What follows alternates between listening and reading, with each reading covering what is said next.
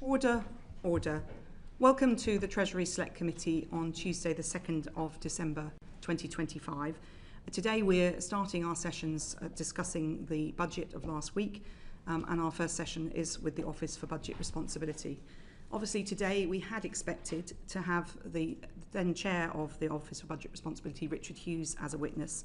As we all know, yesterday he resigned following the publication of the Hogg Review into the inadvertent release of information about the budget last Wednesday before the chancellors had spoken. I do want to take this opportunity to put on record this committee's thanks for his stewardship of the OBR over the last 5 years. In that time, of course, he was appointed during COVID. He also had to handle the challenges of the mini-budget, and we were very pleased to reappoint him to that position in May. So we wish him well in his future career. We're also clear as a committee of the vital importance of the OBR in our system and strongly defend its independence. And we will obviously have a role in appointing his successor. We're not planning today, I should say to our witnesses, to discuss the Hogg Review because it only came out yesterday, and we recognise that it itself recognised that there needs to be more work done to ensure that the OBR has more secure systems in future. So we'll be calling witnesses from the OBR, maybe you, whoever that may be at the time, in some point in the new year to discuss what the next stages of that are. So we won't be discussing that today because we recognise that you won't have any answers. So Mr. Joseph, did you want to just say anything about that? Could I just say one thing, Chair, and thank you for your words there. I did just want to say on behalf of the leadership of the OBR, and I know also on behalf of Richard Hughes, that we would like to apologise to this committee, to all members of Parliament and to the Chancellor and the Prime Minister about the early release of the document on 26th of November. We do know that this was hugely disruptive to two hugely important parliamentary events, Prime Minister's questions and the Chancellor's budget statement. We completely understand the importance of those events for parliamentarians and for the public. We also really understand the work and the care that goes in across government from the Chancellor down into the presentation of the budget statement. So everyone at the OBR deeply regrets that this happened. As you say, you have the report of the investigation into this, into what happened and how we can make sure it never happens again. And we would also like to thank Baroness Hogg, Dame Susan Rice, Professor Kieran Martin and the whole team for producing that report. And you can just be clear that David and I are fully committed to implementing all of the recommendations in the report to ensure this never happens again. Thank you very much for that, Mr. Joseph. So I think we'd expect nothing less, and we do want to get into the detail of how you secure your information in future, but recognise that you won't have had the chance to have enacted anything in that report, which itself recognised more work needed to be done. I'd like to welcome then our witnesses from the OBR today. We have, you've just heard from Tom Josephs, who's a member of the Budget Responsibility Committee, and we have also Professor David Miles, who's a member of the Budget Responsibility Committee. So thank you very much for coming. I just wanted to start, if I may, with the letter that you wrote to this committee, which was mentioned in the forecast documents last Wednesday, and which we received on Friday. So how unusual was this budget process this time around, including the information that came into the public domain, and when? Professor Miles. I think we felt that there was a need in that letter to set the record straight on the process by which the forecasts were created at the OBR, in particular to remove some misconceptions about them that we saw circulating in the media. We know that this committee has a strong, legitimate interest in our processes and how they're done, and so you deserve to know things, and we were planning to wait until immediately after the budget to release the letter that came to you. The reason it came late was that, as we all now know, there was an unfortunate incident, early access by some parties to our document, and so we were spending most of the immediate aftermath of the budget dealing with that, trying to set up the panel to investigate it, and therefore the letter didn't come to you until slightly later than that. I think it might have appeared to some reading the media that the OBR came under certain pressure and may have acceded to that pressure on several things. For example, moving the window that we use to assess market expectations of interest rates in a direction which might have been helpful to the government. There was some speculation over that. I think there was some speculation that we had somehow helpfully come up with some extra money, some funds fallen down the back of the sofa, so to speak, at the last minute. I think there was also a view that the OBR's forecasts were wildly fluctuating in the process, both leading up to the pre-measures forecast and perhaps after it as well, and that had made the budget process more chaotic than it otherwise would have been. And so we were keen to set the record straight on some of those things. Some of it is very straightforward. For example, the window that we chose to use to set market expectations of interest rates, which has quite a significant impact on the assessment of where debt interest costs are going into the future, had been decided on, I believe, back in July. So there was no sense in which that was shifted at the last minute to try to find a window that might be particularly helpful. I think it was also important to set out that in the lead up to the final pre-measures forecast, which went to the Chancellor right at the end of October, there hadn't been wild fluctuations in our assessment of the outlook. They had gradually got a little bit more favourable in the sense that the margin, or the headroom as people call it, looked like it dipped from slightly negative to ever so slightly positive. But there were no wild fluctuations in those things. We've seen that obviously in the letter on the table, which I should say, of course, that information is in the EFO every year anyway, most of it. What was new in the letter that you sent us, just so people are clear? Yes, what was new in the letter, it's a matter of record in the EFO, as you're well aware, Chair, that we show what the pre-measures estimate of the so-called headroom is. What I'm saying is some of this information was not new, it's just put quite together in the letter. Quite so. What was new was just to show the preliminary forecasts that led up to that number. 1 and 2. Correct. Which had improved by relatively small amounts as we went through the rather long iterative process of producing the forecast in the lead up to that October 31st number, that there were no wild fluctuations there. In fact, they were by the standards. Really, it was 1 and 2 that small. was the new bits, right? Okay, can I just? I've also got some quick fire questions, Sure. if I may. So, did you or anyone on the Budget Responsibility Committee complain to the Treasury about any leaks of information? I don't think there was any formal complaint. We were obviously aware that information seemed to be getting into the press. It wasn't. There was no formal request, but did you talk to the Permanent Secretary, anyone in the Chancellor's office about this? I think that it was clear that there was lots of information. I mean, the OBR. Yeah, that there was lots of information appearing in the press, which perhaps wouldn't normally be out there, and that this wasn't, from our point of view, particularly helpful. Yes, well, that's a fact. A fact. You say that. But did anyone from the OBR raise it? I think it was clear that we didn't find this helpful. We made that clear. Okay. Can you tell us who you raised it with? The OBR raised it with Treasury officials. You'll appreciate that we have regular meetings during the process of producing. And when did you start raising those concerns? I think certainly during the lead up to the pre-measures forecast, when there was speculation, some of these misconceptions, as I've described them, were appearing in the press, and we made it clear that they were not helpful, and that we weren't in a position, of course, to put them right. And what response did you get when you raised these concerns? I think there was a recognition that this wasn't terribly helpful as well. This is all very genteel. So you raised concerns generally with the Treasury?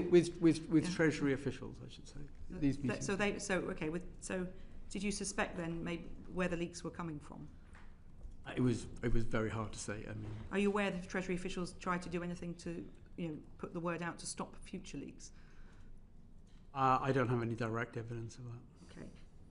And when did you then decide to pull together the information and include the information about rounds 1 and 2 in a letter to the Treasury Select Committee? Because obviously this would have been published, or the EFO was published sometime before the budget.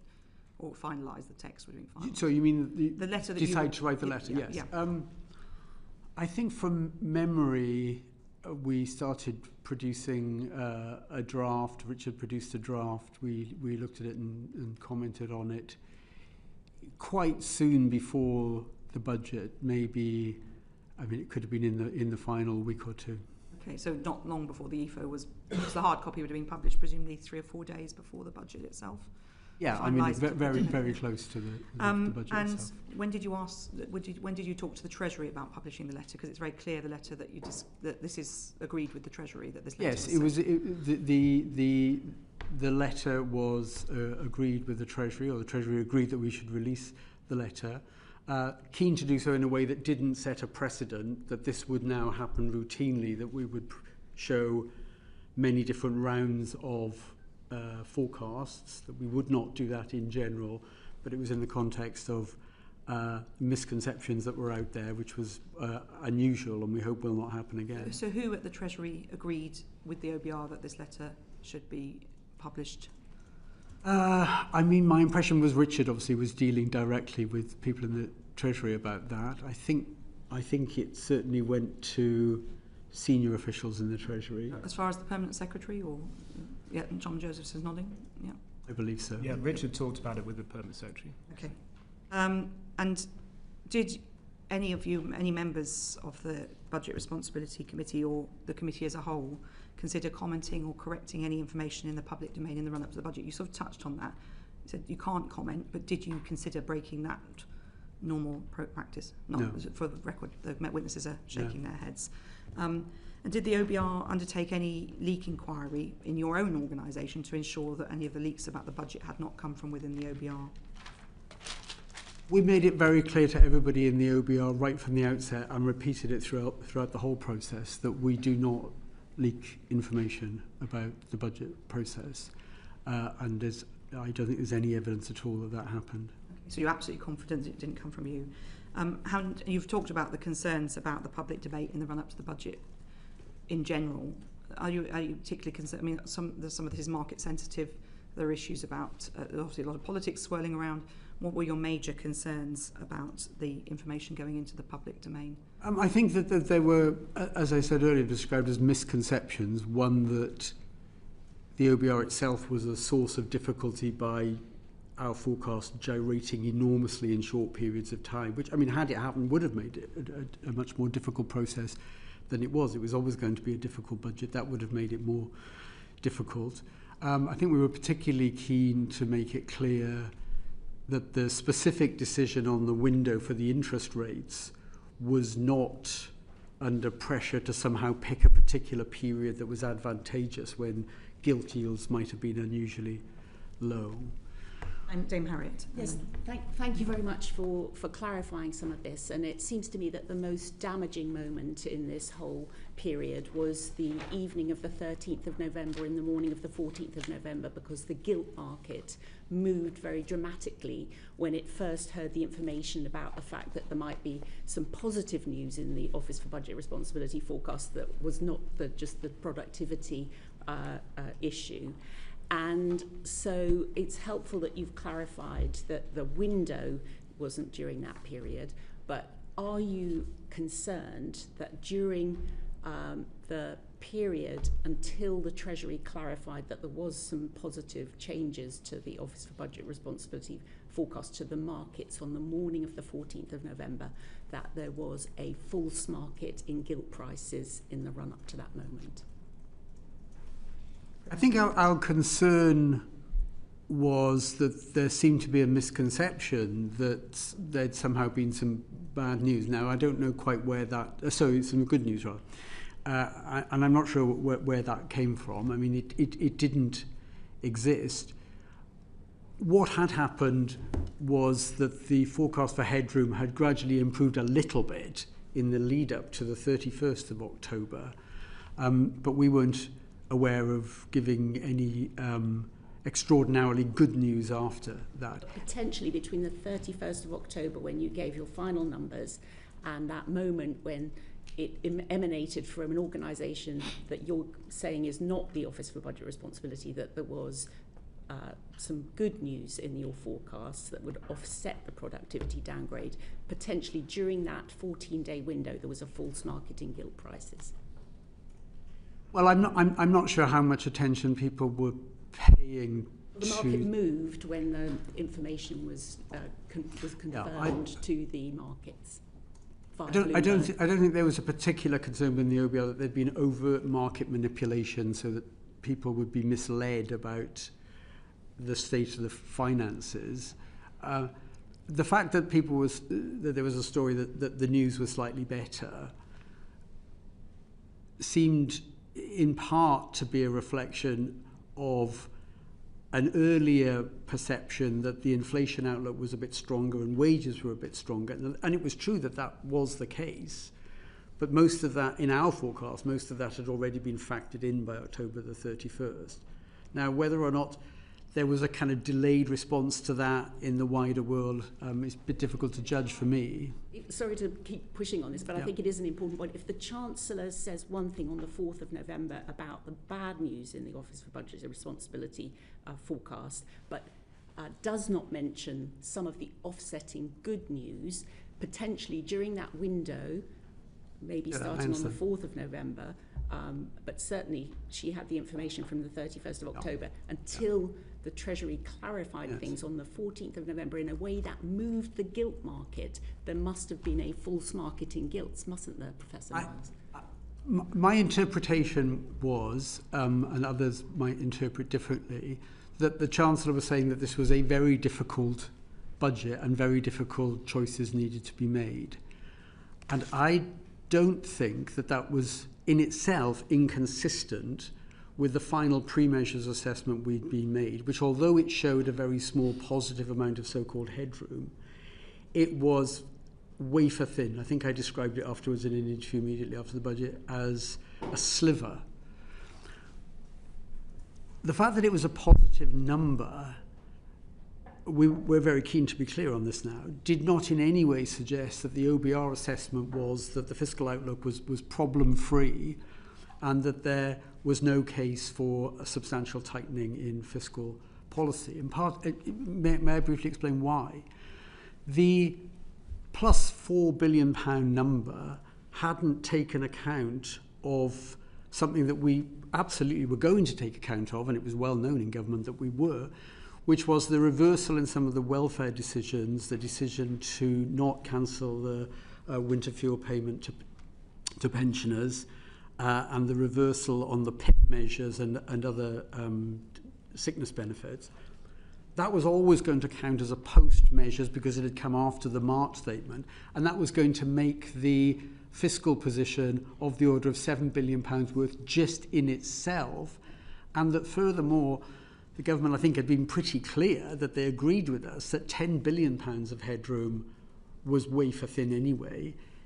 Since it was inevitable that that would turn other things equal into a negative number, and that was known on the 31st when they got the pre-measures forecast, if the government had decided that it wanted to build up the headroom to a much larger number, even than the 10 billion, it was clear from our numbers that that would mean other things equal, that they had to find through a fiscal tightening of the order of £20 billion or more fiscal tightening. My point, Professor Miles, if I may, for the last question, between the time when we were told by the Chancellor of the bad news and the moment on the 14th of November when the Treasury had to clarify to the gilt market because they reacted so badly that there was good news in the Office for Budget Responsibility forecasts, the impression that was created was a false one, wasn't it? Well, it's certainly true that there wasn't any immediately good bit of news in that particular window. Yes, it was. I don't think it was misleading for the, if I may, my own view, I don't think it was misleading for the Chancellor to say that the fiscal position was very challenging at the beginning of that week. Whether a message was then put out to say, well, it's less challenging by the end of the week, I don't know, and I don't know where that message would have come from. It certainly didn't reflect anything that was news from the OBR being fed into the government. Are you saying that the Treasury briefing, that good news received from the OBR, had driven the decision to reverse income tax, a proposed income tax. I honestly couldn't tell you what drove that decision. Bobby Dean, please. Thank you, Chair. I think the critical piece of information everyone focused on in your letter was that final pre-measures estimate and the date that it was released. Yep. And you've helpfully clarified to the Chair already that that's actually published in EFO every time. Yes, correct. Correct. And so we were always going to find out that piece of information eventually. True. But you see that the unusual step was to publish the prior forecasts. Correct. And you feel a need to protect them in the future. Can you explain why? Because I don't think it's helpful for the wider world to be, being fed information week by week, which is happening as we iterate toward a forecast. But at the publication of the EFO, you already tell us the dates.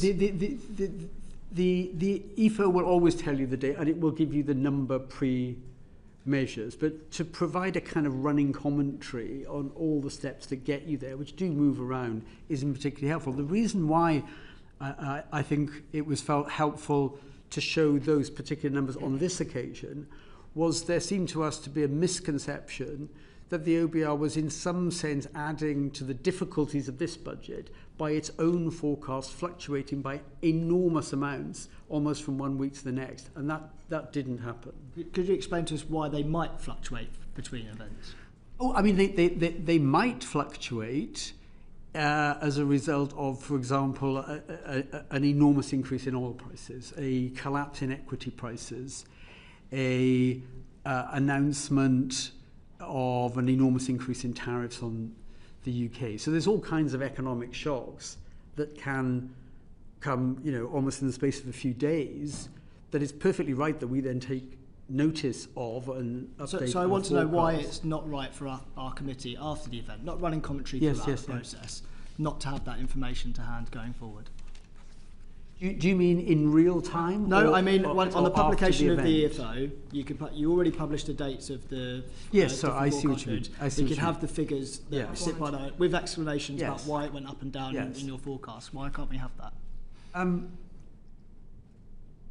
I mean, it could be that that's a sensible way to go. I mean, we're not. But all I'm saying really is that we weren't setting a precedent and saying that that's how things should be. Fortunately, I think you might have set a precedent. I can see Tom Joseph's coming in. Maybe just to add, particularly on the fiscal forecast, to explain the way that the process works.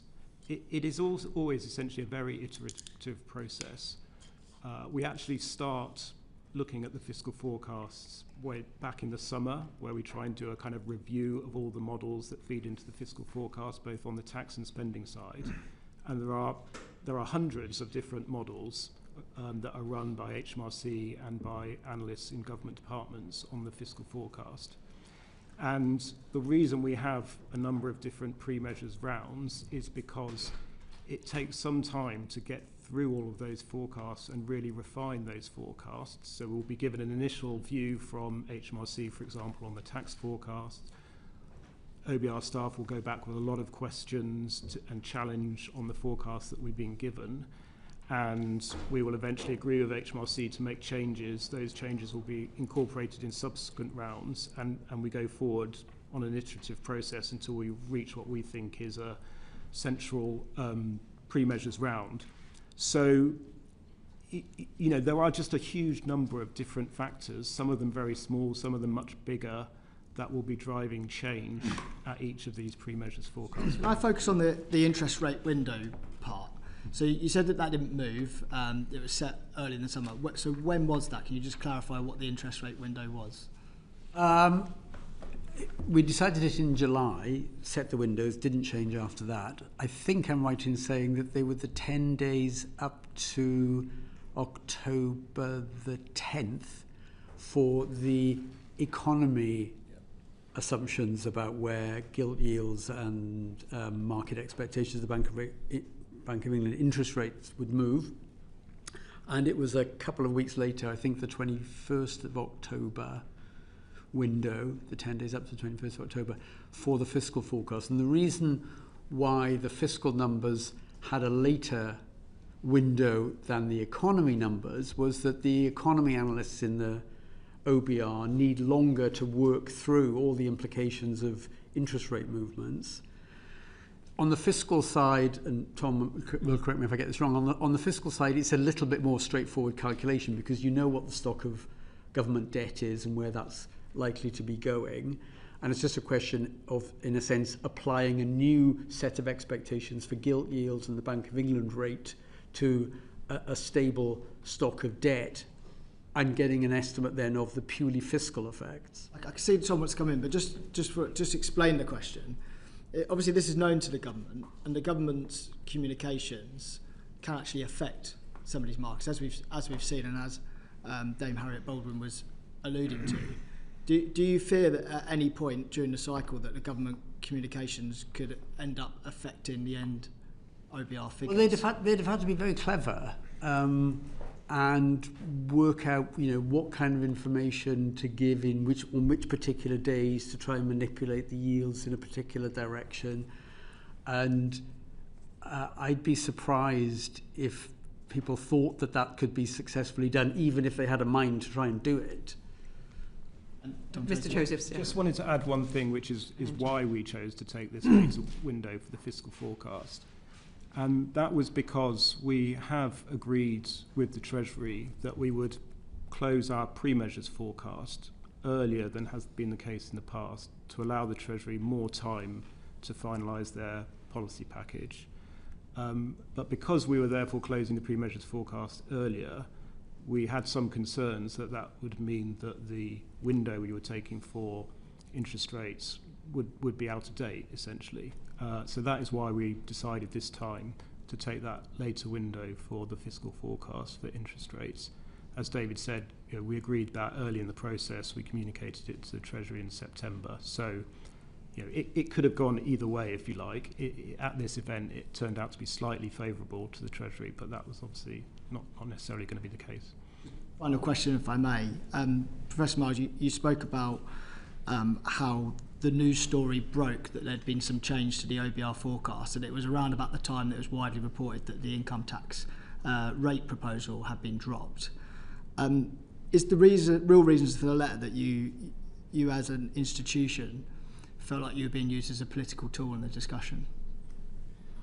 I think it was more that there were misconceptions out there that were wrong and actually damaging to the OBR, that we had exceeded to pressure at certain points, for example, on the window, that we had helpfully found some money at the last minute, that our forecasts were all over the shop and were just making it chaotic for the government to making decisions. I think it was more these things were both wrong and damaging to the OBR and to the process. Thank you very much. John Glenn, MP. Professor Miles, do you think the scene setter that the Chancellor held in number 11 and the wide understanding that meant income tax was going up was a reasonable response to the final measures 4.2 billion that you'd handed over 4 or 5 days before? I think the 4.2 billion number, a positive number, so that the central guess as to where the margin would be 4 years down the road was by a tiny margin, just the right side of zero, was actually not a number, at the risk of repeating myself, was not a number that we in the OBR in any way wanted to be interpreted as this is very, very good news, there is no hole to fill, as people were saying. Do you think it was sufficiently bad news to justify the way it was presented on the 4th of November? Well, I think it posed a significant fiscal challenge to a government that wanted to increase the headroom, and I think it was pretty clear. That wasn't the justification given on that occasion, was it? Well, I can't remember the Chancellor's words. I think she didn't talk about headroom, did she? Well, I think the message was more, but the Chancellor will speak for herself, of course.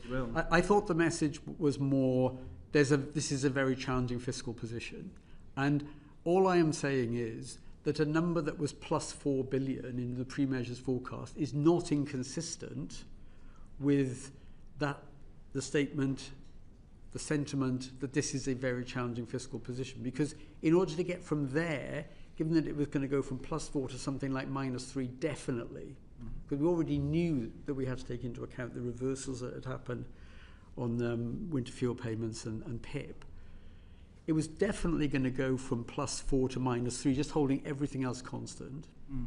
But there's a difference, surely. I mean, I understand your characterisation of the bits that were missed out of the 4.2 billion. Yeah. But there's a big difference, surely, between saying we need to have some headroom to make up some extra headroom because 10 was too thin, and increasing taxes by 26 billion for many welfare measures. Well, I think the arithmetic. I'm not in a position to speculate on what message was the government was trying to get across and how that might have changed. I can just talk you through the arithmetic. I mean, if you start out with +3, you know it's going to go to -4. Sorry, +4 goes to -3. Yeah. And you said, how much do you then need in fiscal tightening to get back to the 10 billion which had been there in March? You need 13 billion pounds of fiscal tightening. If you thought, and clearly it was our judgment in the OBR that this was a reasonable assessment, that 10 billion was itself actually a very small number given the uncertainty, and you thought you were trying to get to 20 rather than 10, instead of needing 13 billion pounds of fiscal tightening, you would need 23 billion pounds of fiscal tightening. That's quite a challenge, and therefore the message you think that it was difficult was not inconsistent with the +4 number. I'm saying no more than that. Right, okay, so can I just go back to the letter? When did the OBR decide they were going to signify in the EFO they were going to write a letter? I mean, maybe Tom can help me. It was about a week before the budget. My recollection was that it was quite close to the budget. What was the sort of event that sort of precipitated that decision? Because you've clearly seen weeks and months of characterisation of the OBR's position in the media, presumably from leaks, which I think you've alluded to. What was it that actually finally made that happen, and something that hadn't happened before? Well, I think it was this. I mean, we were reading stories in the press. Everybody could see them about OBRs come up with some favours to the government. It was under pressure. It acceded to them. It moved the windows.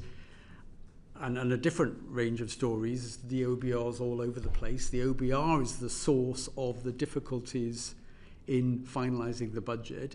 I mean, all of that just kept carrying on. And as I say, sorry, at the risk of repeating myself, the letter really was to try and remove misconceptions about the OBR being either the patsy that was doing what the government wanted, or that through its own fickle behaviour, changing from one day to the next, depending on whether it was sunny or cloudy, that was making it virtually impossible. That wasn't the case for the government. No, it wasn't the case. And indeed, the letter, I think, showed that in the run-up to pre-measures, that wasn't the case. My last question, if I may, is due to the very unfortunate, with huge implications, the leak pre-budget last week, we see that Richard Hughes is not here today. But the truth is, that letter was about something completely separate to that event, which is about essentially the level of trust between the Treasury officials and the OBR in the preparation of a budget for our country. Where do you think we are now in terms of that relationship? Because it's pretty important for the public to understand where that relationship is. It's pretty difficult to see that you're having a good relationship that's set fair for the future. Professor Miles. Well, I wouldn't say we were at war with the Treasury. I mean, we have a very close relationship with the Treasury. In fact, we rely not just on the Treasury, but other departments in government for analysis of many sorts of measures, the DWP, HMRC, as well as the Treasury. And there are lots of very good, from my point of view, economic analysts in the Treasury, and we rely heavily upon them. I agree with that. I hope we can run a process in the future, and we'll do everything we can that it's somewhat smoother than the process we've just been through there. Thank you. Just before we move to Mr. Grady, how did the Treasury react? Mr. Joseph wants to sorry, on that point. Sorry, Mr. Joseph. Well, I was just going to add on this point that it is the nature of our role as essentially a watchdog to have a kind of, you might call, creative tension with the Treasury. We are not doing our job if we are not having disagreements with the Treasury on analysis, if we're taking different judgments from the Treasury, and which in many cases they will disagree with. And so that is always part of the process. I think we have, over time, built up a way of doing that, while also having the sort of positive relationship you need to have in order to produce a budget together. So we can combine being tough. It was rather different this time, though, Mr. Joseph. I think we combine being tough in the messages we give and not pulling our punches with being able to work with the Treasury constructively. And, we will be very much looking to do that in the future. Can I just ask, just find on the letter before I pass to Mr. John Grady, how did the Treasury act when they heard you were sending the letter?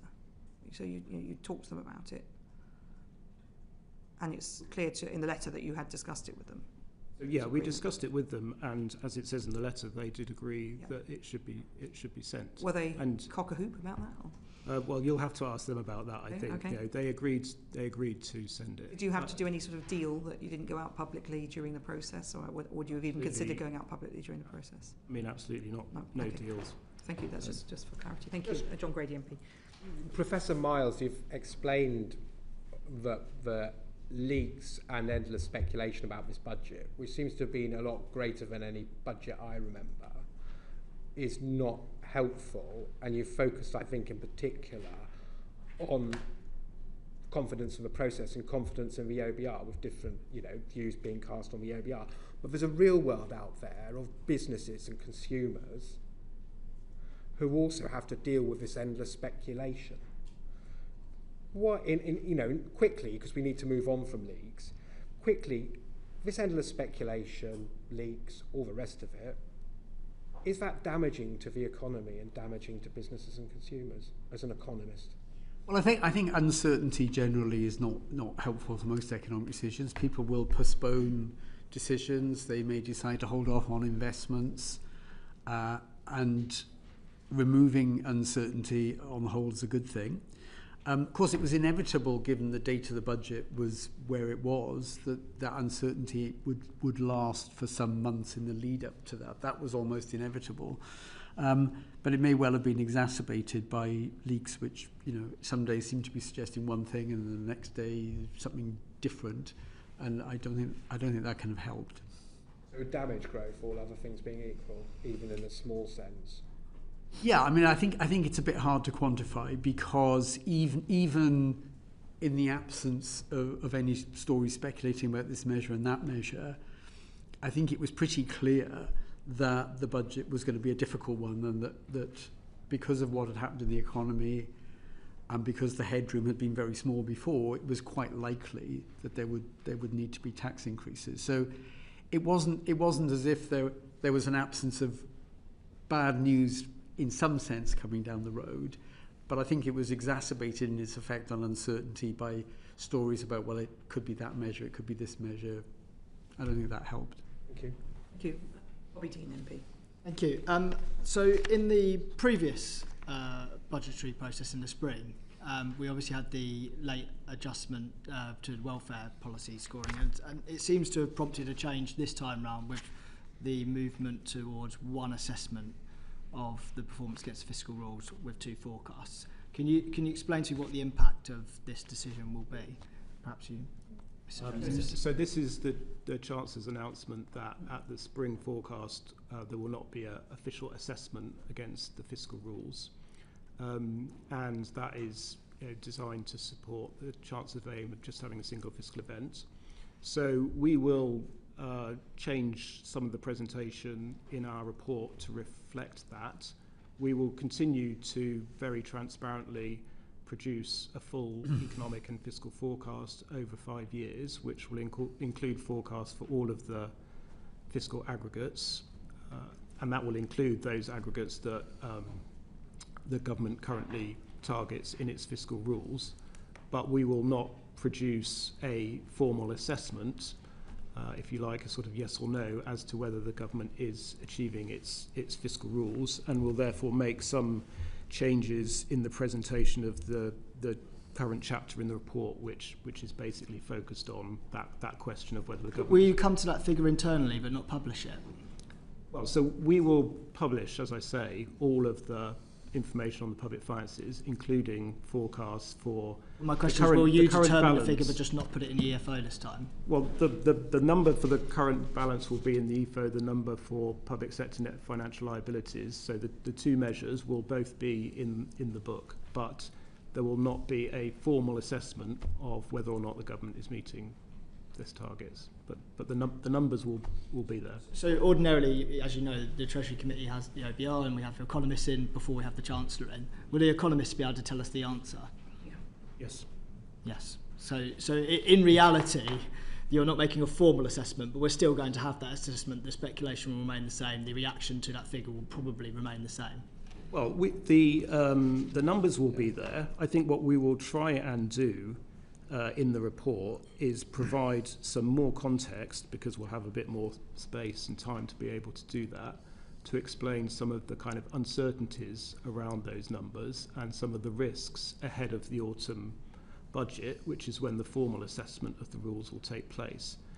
I think the idea here, which is actually a sort of model that is followed in many countries actually, is that the spring forecast would be more of a kind of preliminary view, set the grounds for the government to think about its policy settings ahead of the autumn budget when they make their final policy decisions and the formal assessment against the rules is made. So I think we would aim to use the spring forecast document to try and provide more of that context, risks, uncertainties ahead of the autumn. So I understand the sentiment. I know that the IMF kind of made recommendations to this effect and they want to sort of de-emphasise the concept of headroom in public debate. But I guess the reality is, if they're seen to be off track and there is no repair made in that spring statement, the market's going to react accordingly, aren't they? Well, as I say, the numbers will be there, and it will be for the government. The government has said it will not respond, I think, unless there are exceptional circumstances, I think is the language they've used. But as I say, I mean, this is not an unusual way to run a fiscal calendar and a fiscal process. It is very similar to the approach that is used in many countries around the world, where you have a sort of single main fiscal event where policy is changed and a preliminary forecast ahead of that. Yeah, just to say, to quote back Richard Hughes, former OBR chair, what he told the Treasury Select Committee in July, he said that moving to a single annual forecast would make us one of the least fiscally transparent countries in Europe. So do you think the fact that there's still two forecasts but the lack of formal thing means that statement doesn't hold true now? So, yeah, Richard was talking there about a proposal to just have one forecast a year, which would be a big reduction in transparency, and I mean that would be very different from nearly every other country around the world which has two full forecasts every year. But that, I mean, that is not the proposal that the Chancellor has made. Just a final thing from the IMF report. They said in July 2025 that one of the strategies that you could take is to have proactive communication to manage market expectations, continue to telegraph and explain policy changes. Do you think that the government listened to that particular element this time around, and that was the reason behind a lot of the information getting to the newspapers early? I mean, you'd have to ask the government about their communication strategy. That's not for me. Definitely swerve, Mr. Joseph. Dame Harriet. But further to that exact question, given the revealed preference that we've seen during this budget process of the Treasury wishing to spin various different aspects of the economic and fiscal information they're getting from the Office for Budget Responsibility, does this change to one forecast not make the markets much more vulnerable to being manipulated with spin from the Treasury in the meantime? I mean, I don't really see why that would be the case. I mean, this is not, as I say, the government's communication strategy is not a matter for us. We are just focused on producing the reports that we're required to produce under the legislation, and we will obviously abide by the change that the government is making. Thank you. Yuan Yang MP. Thank you very much, Chair, and thank you for coming before us this morning. Mr. Josephs, I wanted to go back to a point that you've both touched on very briefly in terms of the fluctuations between rounds of forecasts. Yep.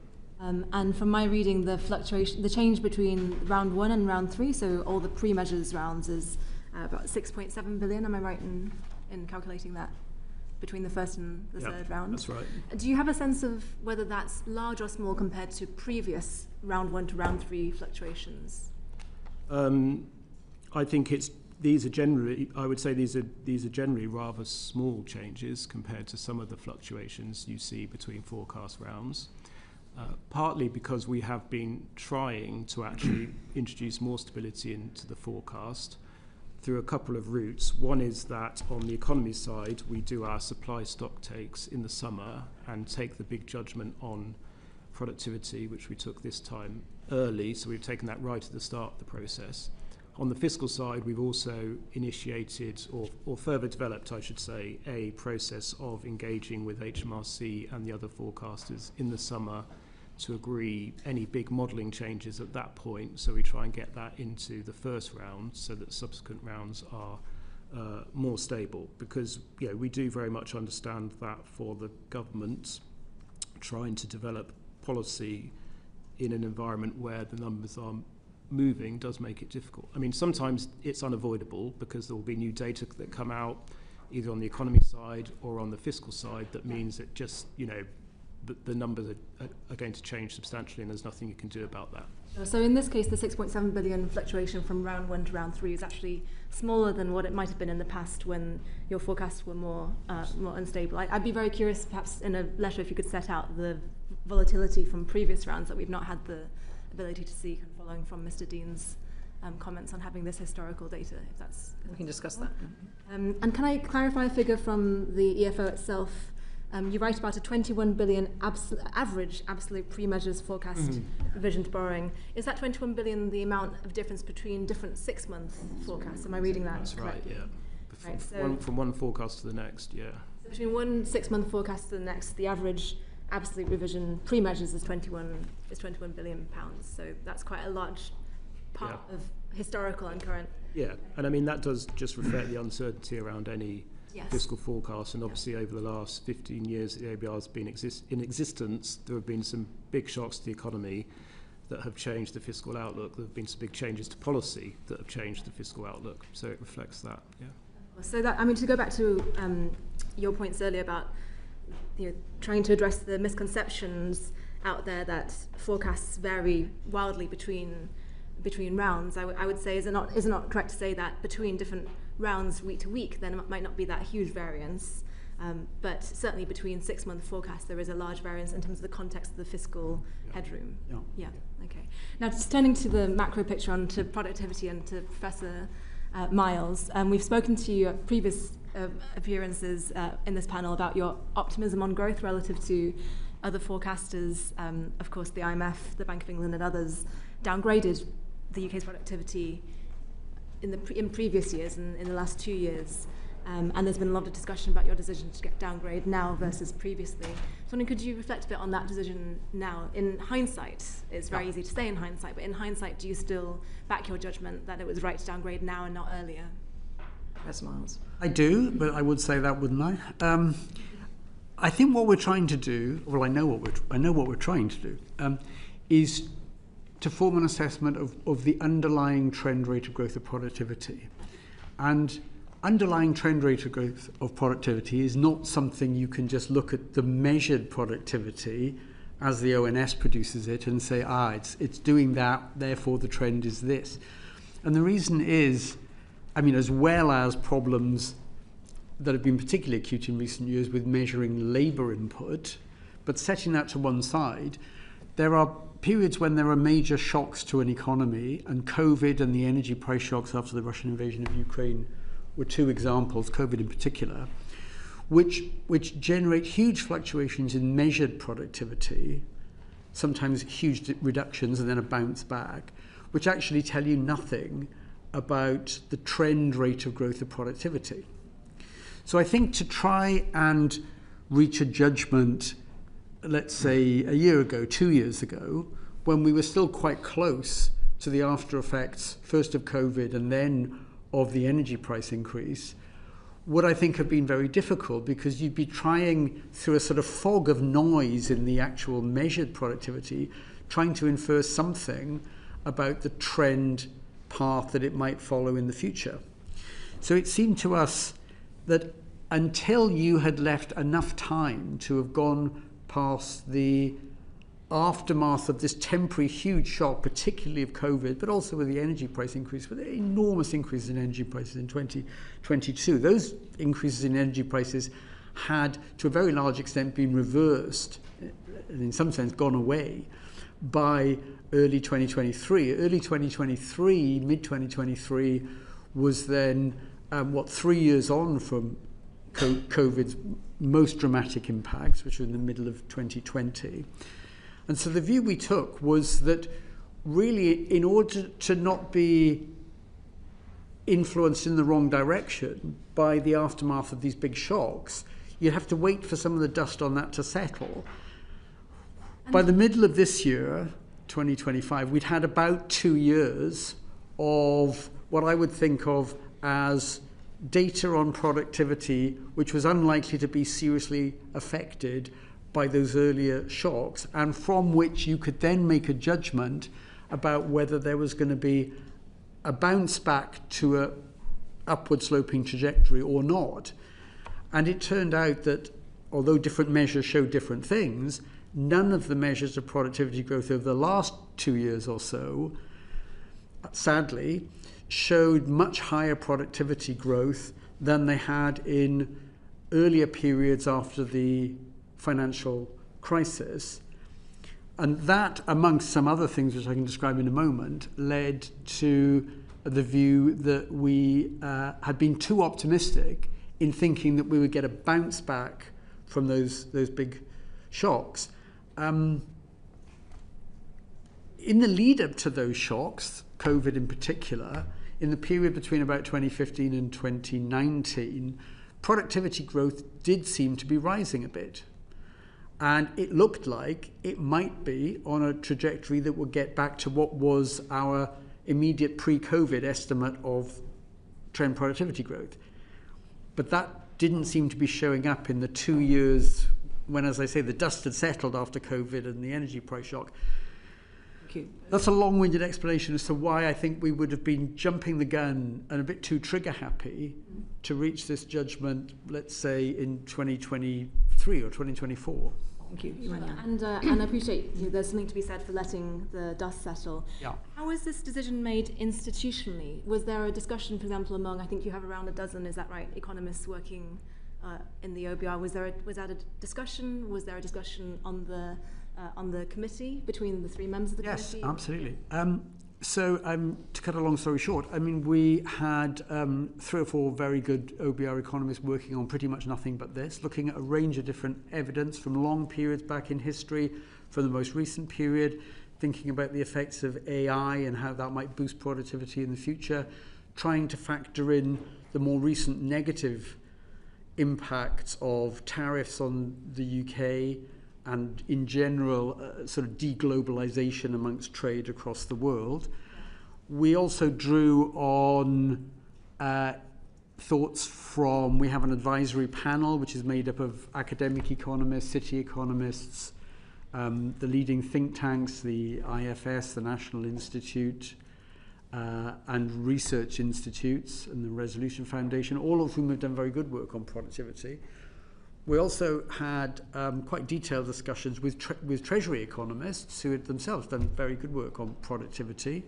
And I mean, I had one-to-one conversations with probably 2 of the real experts on UK productivity, one of who was John Ranreenan, who was sitting in the Treasury, the other, one of my colleagues from Imperial College, Jonathan Haskell. So that process proceeded, from the spring right through to the summer, and we sort of reached our preliminary judgment in the August, which actually then subsequently didn't change on what we were going to do. So you have many conversations with both your 3 or 4 internal economists as well as all the external economists you mentioned, and having spent a lot of time among academic economists, I know that we're prone to disagree about many things. Yeah. Ultimately, institutionally, is it down to you to make that decision? And it's you alone, as opposed to any other member of the Budget Responsibility Committee? Well, I take the lead on economic analysis, so it was perhaps likely that my colleagues would look to me to reach my own judgment first, but then to assess whether or not they agreed with it or thought it was still too optimistic, had become too pessimistic. So I think it was a decision of the Budget Responsibility Committee, but given that it was about an economic issue, and my role is to be, in some sense, the lead on economic issues, they kind of, I suppose I got a bit more weight than the others in the decision. But ultimately, it was a collective decision of the three of us, now two of us. Does it tend to be on the committee that, for example, Mr. Josephs being the fiscal go-to gets the say over fiscal issues, that you get the say over macro issues? You kind of each keep to your own. I wouldn't say. Is, sorry, I'm sorry to cut. Apologies. I wouldn't say, you get to say in the sense that, this is my judgment. I'm not interested in what you other two think, and Tom doesn't do that on the fiscal side. Tom knows much more about the fiscal issues and the complexities of the UK accounting for government spending here and what's on and off balance sheet. So I listen to him with interest and I learn a lot. Maybe he knows a bit about economics from me. I'm not sure that's true, actually. I mean, just to add, all of the discussions that David went through there in terms of the discussions with staff on the productivity judgment externals, I was pretty much fully involved in all of that, as was Richard Hughes. And as David says, although he leads on macro, when it comes to making decisions, we basically do that by consensus. The three of you make a consensus decision. Okay, that's really helpful to know. And just one small point on productivity, and you mentioned the view that, Professor Miles, you mentioned the view that you've been too optimistic. There's this animal that's been invoked by journalists to describe this feature, the productivity porcupine, which, as you know, has spikes above it but not below it, meaning that productivity has only been revised downwards, and that you've been too optimistic, not just in this one instance, but over time. How do you respond to that criticism?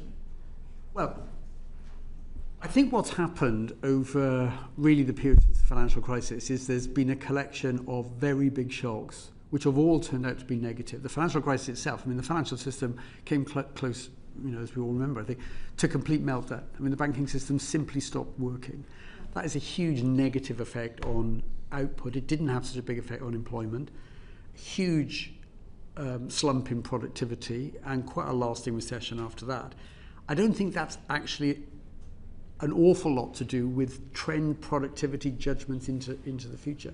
But it would certainly mean that any forecast made just before the financial crisis looks ludicrously optimistic. Thank you very much. Same with COVID, to some extent the same with the energy price shock. Thank you very much. Chris Coughlin, MP. Thanks, Chair. Professor Miles, we spoke about the difficulty for the government of numbers moving rapidly. But for me, a major concern for me is that I was looking at your dynamic policy scoring document from 2023, that if I understand it correctly, the OBR doesn't score any fiscal multipliers from year 5 onwards. They assume government policy has no impact. I was looking at your productivity scoring analysis, and in your own paper you say that on the literature review that a 10% increase in UK R&D, some authors find a long-term effect on productivity of a 1.9% increase, which is enormous given the budget had a 16 billion downgrade from 0.3 reduction in productivity. So how can it be a responsible way for economic policy making if we're not allowing the government to take into account pro-growth measures? Well, I think we do. For example, back at the time of the March fiscal event, where the government had some clear new policies for us to consider on planning and house building. We did factor those in. We got a projection of significantly stronger house building, and particularly in parts of the countries where there's a very clear housing shortage and houses are very expensive. And we factored that in, and it did affect our judgment about productive potential in the economy at the horizon. And we also said that it would become larger the further ahead you look than the 5 years over which the government's targets are assessed. So, I don't think it's quite right to say that we don't pay any attention to measures that the government thinks is pro-growth. Sometimes they fall beneath our what you might call threshold for is the effect of these things likely on our central forecast to be large enough 5 years down the road that it could confidently be considered significant. That threshold is 0.1% of GDP 5 years down the road. That's quite a small amount. I mean, it's about £3.5 billion in a £3.5 trillion economy. So that the threshold doesn't exclude things that could have a moderate but significant effect. Quite often, we may form a judgment that something that's unambiguously good news, I would say the India trade deal falls into this category, because it has quite a long time horizon before it builds up to its full effect, hasn't quite got there at the threshold. We don't so-called score it, but we can make it clear that we think this is something that has a meaningful effect, and it will become very likely above the threshold, just not within the 5-year horizon. So am I interpreting this document then wrongly then when you say that there's... Can you just refer which document you're talking about? So the dynamic scoring of policy measures and OBR forecast from 9th November 2023 that assumes a fiscal multiplier of 0 for public investment. No, okay, sorry, the multiplier is a slightly different judgment, if I may say. Apologies if we've been talking slightly at cross purposes. The multiplier judgment is in a sense an old style Keynesian thing. It's the government spends more on whatever. It doesn't matter. It doesn't have to be pro-growth measures. It just cuts taxes, gives people more money. That's a boost to demand in the short run, and our judgment is that boost to demand nearly always has a positive effect on output in the short run. It may have no impact on what we call the underlying potential productiveness of the economy. So what it does is it boosts demand, but it doesn't really have much effect on how much could be produced in the UK. And it may well take demand above what you might call equilibrium output and be sort of slightly marginally inflationary. Our assumption is that those effects can play out over 2 or 3 years, but ultimately the Bank of England's role in a sense is to control inflation, which generally means bringing back demand in the economy in line with productive potential. And something that just boosts demand in the immediate short term, we take the view that the Bank of England will adjust to that to bring the economy back to what you might call equilibrium, so that demand is in line with the supply potential of the economy. And that would mean that the Keynesian demand effects, not trivial in the short run, tend to fade away if you look down the road. Even though your own report here says that it has long-term effects. Well, it only has government policies can have long-term effects if they change in a permanent way the productive potential of the economy. And the house building stuff, I think, is in that category. I think the India trade deal is in that category. Thank you. Thank you. And in your analysis, does your productivity forecast still come down essentially to a top-down judgment based on past trends, like we've discussed in previous sessions? It certainly looks at past trends, actually quite long periods of history, like what happens after a big negative or positive shock in the UK. We draw upon that.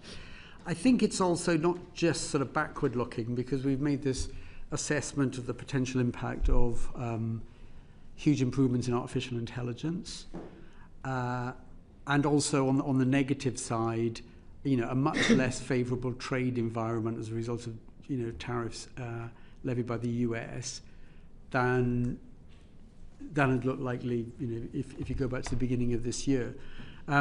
So it's both what can you learn from history and what things now look different from history, and can we take account of those, both positive and negative? Could you build is it possible to build a forward-looking bottom-up forecast of productivity? Because one of my concerns is that obviously these numbers have been so wrong over the last 15 years, that that's creating a large impact on negative impact on government policy making. No, I mean, you're right. It's a very, certainly when you look further down the road, it's a judgment that has significant impacts. I think it's also a judgment that you simply have to make, because you can't be agnostic about it and say we have no view on productivity. I mean, you need a number at least for the most plausible outcome, about which there are huge risks. And one of the reasons why we've done some scenarios in the report we put out would be to answer the question, well, what would happen if productivity actually stayed much less than our forecast for the long run at about the average since the financial crisis? And the answer is that would be bad for GDP and it would make the fiscal situation much worse. Or we've downgraded our productivity forecast at exactly the wrong time, and we're about to see a period of the next 10, 20 years when productivity growth goes back to what it was in the 50 years up to the financial crisis, in which case things will be dramatically better than we think. And you announced a new approach to scoring supply-side effect policies. In plain language, is it now more difficult for the government to get pro-growth impact policy included in the forecast, or easier to avoid anti-growth impacts? I think we've set this threshold. I think we've set it at quite a low level. It was the 0.1% of GDP. It's, does it move the dial by about 3.5 billion, either plus or minus 5 years down the road? That's quite a low threshold. So it doesn't rule out us taking a view on all kinds of potential measures. Can I just add on that? Mr. Joseph. I mean, it's symmetric. So I think, going to your question, it would apply to both policies that are positive for growth and policies that are negative for growth. And I mean, the reason that we have done this is that we had been looking at lots of policies which essentially were very, very small and really had very marginal impacts in both directions on growth at the end of our forecast. And we found ourselves making, essentially very small and uncertain adjustments to what is already a very uncertain view of productivity in 5 years' time. And therefore, we thought it made sense to be more transparent and more clear about what we mean by significance, which is why we introduced that threshold. Thank you very much. Bobby Dean, MP. Thank you, Chair. The panel's already explained how the pre-measures forecast of 4 billion being the surplus isn't necessarily positive news for the country, but it could have been much worse if it wasn't for the growth in labour income. So could you explain to us what that was driven by, and how much of a surprise would that have actually been when you got to that stage? I'll talk about just very quickly the economics and then how it feeds into the fiscal projections. I mean, it just looked like wage settlements this year, as we progressed through the year, had been turning out higher than we thought. I mean, it looks like wage settlements have still been running not far off 5%, even though the labour market has been weakening a bit and vacancies have come down, and indeed very recently unemployment has edged up a bit. So it was a surprise that wage settlements seem to be hanging in at that level, and it looks like, looking at expectations of companies as to what settlements will be next year, that they'll also be a bit higher than we thought back in March. So that was the wage element of it. On the inflation front, a little bit the same story, that the inflation numbers through the course of this year have been coming in a bit stronger. So we've increased our assessment of inflation for next year by about 0.5%.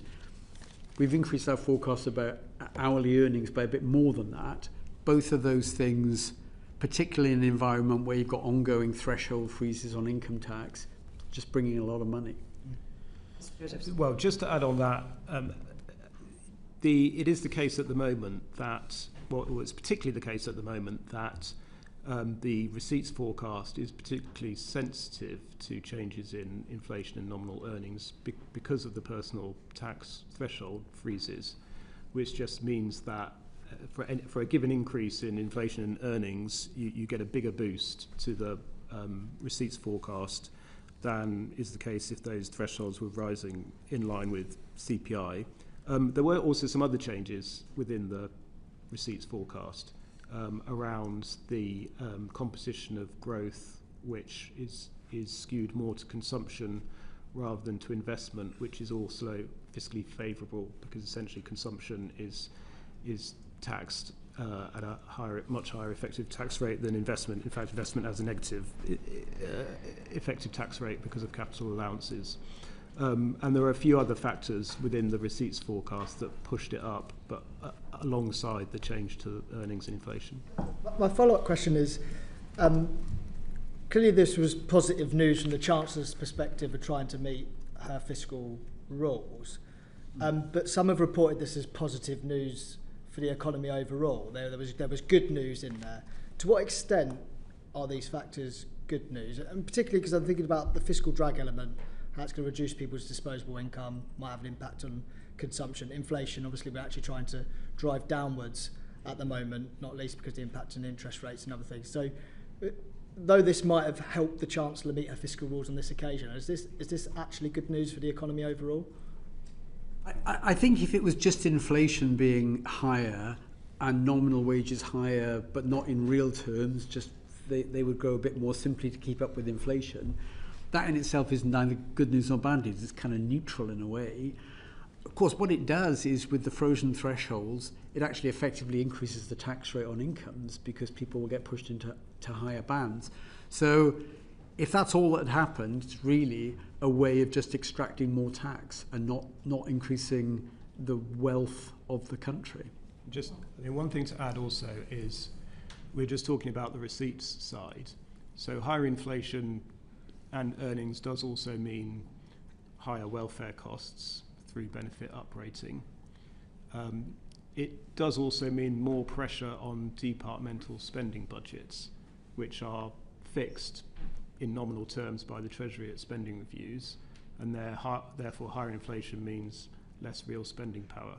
That doesn't have a fiscal effect, if you like, unless the government adjusts those nominal totals, but it does have an effect on real spending power in the public sector. We could see this real effect of this perhaps in future fiscal events. Thank you very much for now, Mr. Dean. Luke Murphy, MP. Thank you, Chair.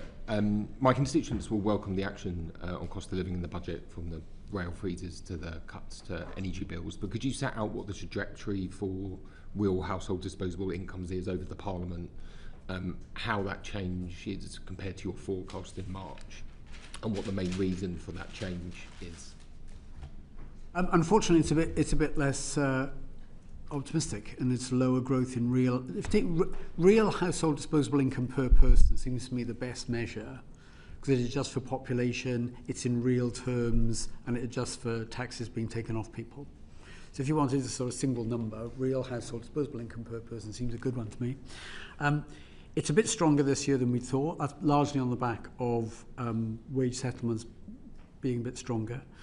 But what happens further down the road really is that the judgment we've made on productivity to reduce it by about 0.3% every year or in terms of the growth rate, it's very difficult for that to not show up in lower growth of real household disposable income.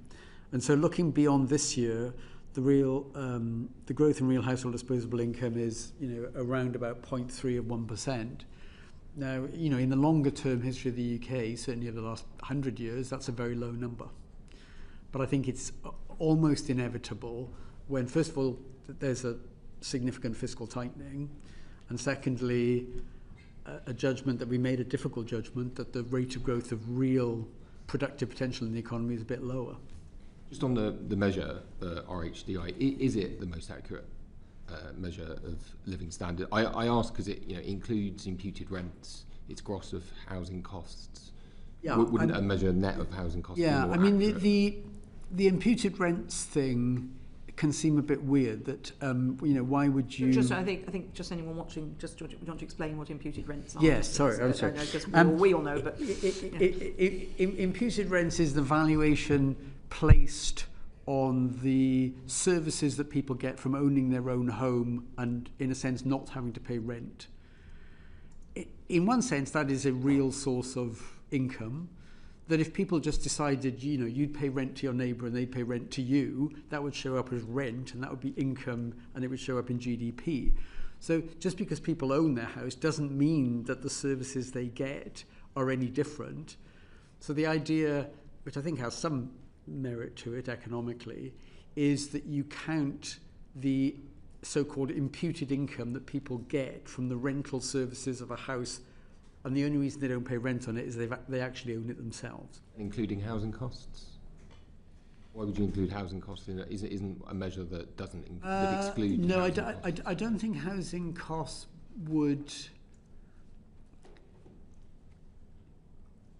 Yeah, I'm not quite sure that there's an obvious offset there. I mean, the real income from imputed income is a real thing. So, for example, if interest rates went up and people had to pay more on their mortgage, I mean, in some sense, that's a transfer. If you think about a bank or a building society that's getting deposits from UK households, interest rates go up. It's kind of a transfer from those who've got a mortgage to those who've got savings in the bank. That's distributional, but it doesn't affect the average level of real income in the country. So I think that's more a distributional thing. But I think your question is more subtle than that. But I need to think about it. Maybe we could follow up. Okay, maybe we could. Can I just quickly turn to migration data, because the latest data is much lower than you forecast. Yeah. And I just wondered what the fiscal implications of that are.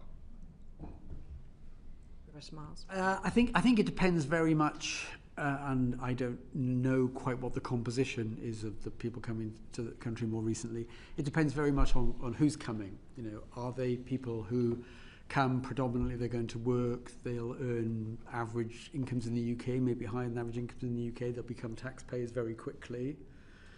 That, in the short run anyway, is positive. Those people, even if they have dependents, the dependents won't be eligible for welfare payments for some time. So the short run impact, if the great majority of people coming into the country, is positive, and if those numbers go in the other direction and come down, and there's far fewer of those people coming in, then, you know, in the short run, it's fiscally less favourable. Of course, what may have happened, and I haven't looked in detail at the very latest numbers, which only came out a few days ago, I think. It depends very much on the composition. So you could have a reduction in the number, but an increase in the proportion of people who are directly going to be working, and far fewer dependents, and maybe far fewer students who are not going to be generating any taxable income. So it depends on two things very much, I think, not just the absolute number of net migration. It's what kind of people are coming, what proportion of them are working, generating tax, what proportion of them are not. It also depends in the longer run about how long they stay, because after a certain period they will generally become eligible for welfare payments, and if they stay long enough, they'll ultimately be paid pensions. Do you have all the necessary data in order to make that assessment based on? I think we do on the very latest numbers, which, if I'm right, came out just within the last few days. The 204,000 number, which I think was much lower. I mean, I should say on the back of it that our forecasts have consistently been for a very sharp drop in net migration during the course of this year.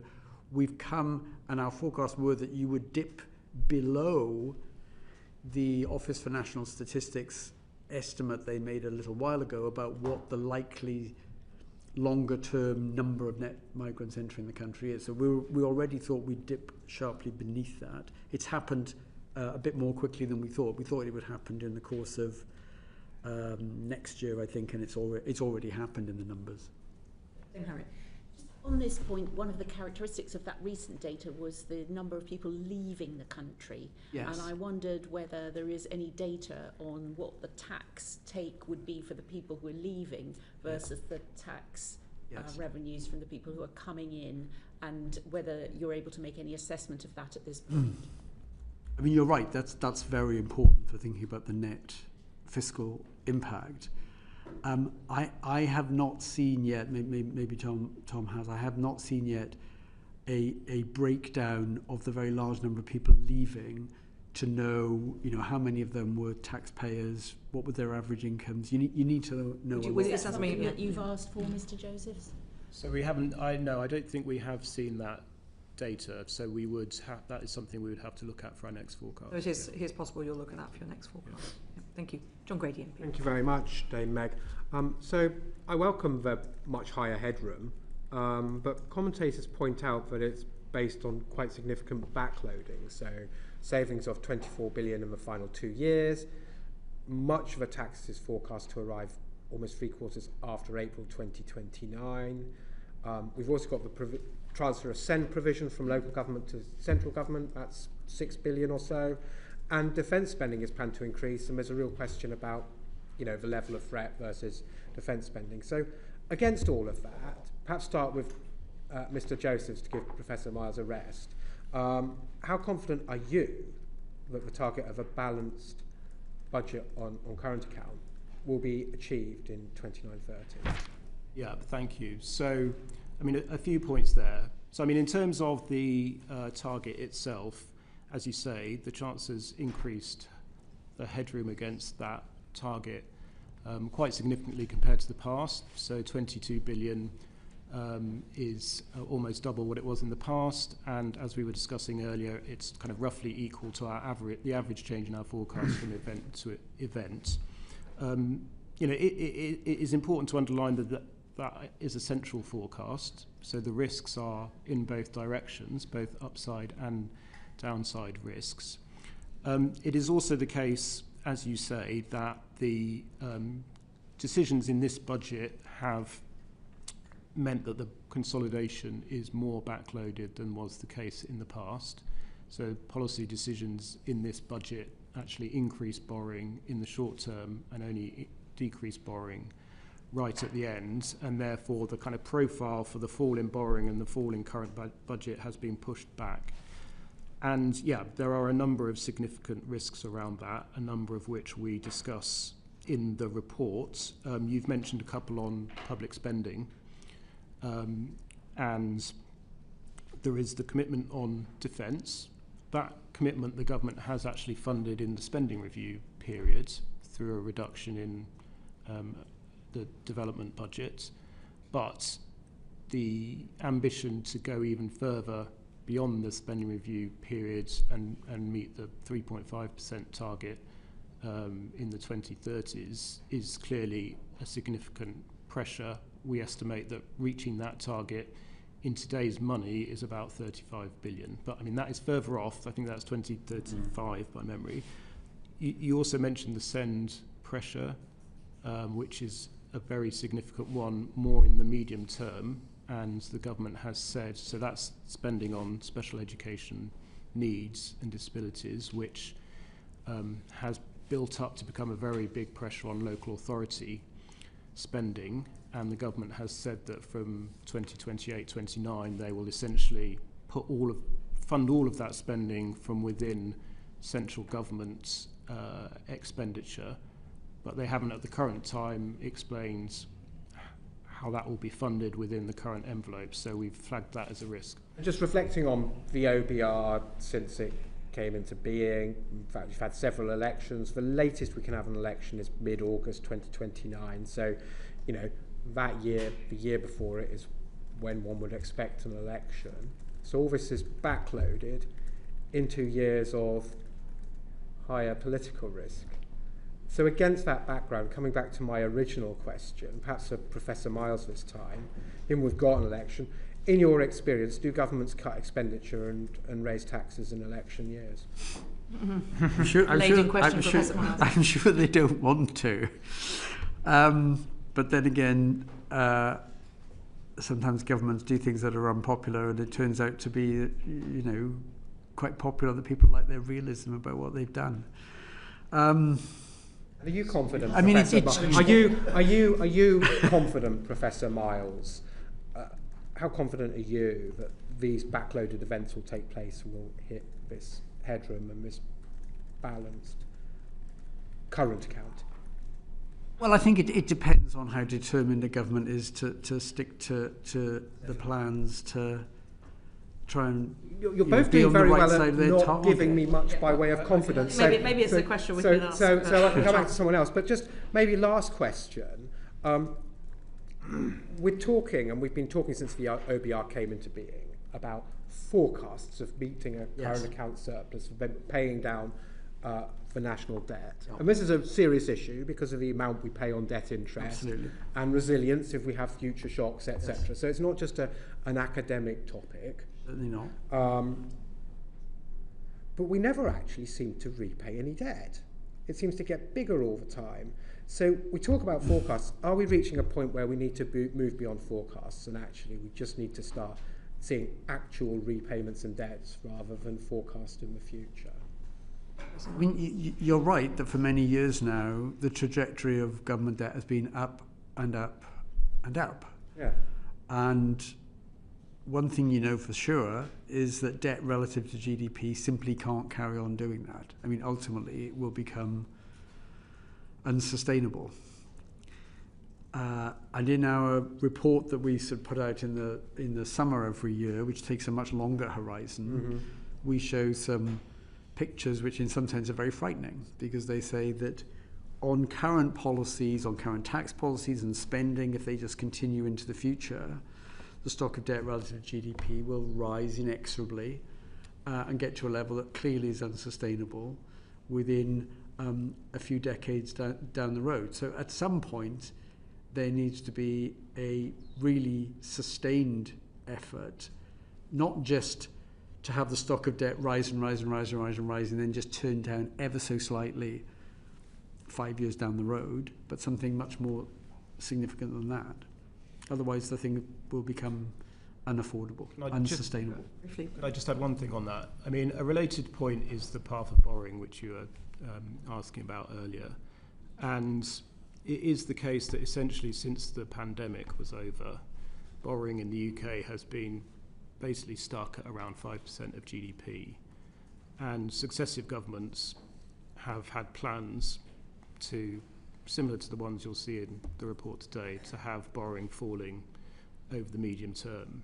And that has not happened. Borrowing has remained about 5% of GDP, with the implications for debt that David's talking about. I mean, that's been a combination of kind of shocks or bad news on the economy coming along, but also changes in government plans.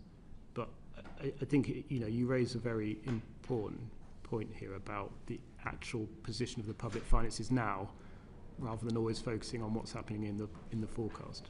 Thank you very much. Thank you, Dave. Chris Coughlin, MP. Thank you, Chair. Mr. Joseph, you state in the EFO that the government will reduce SEND funding by 2.2 billion in 29-30.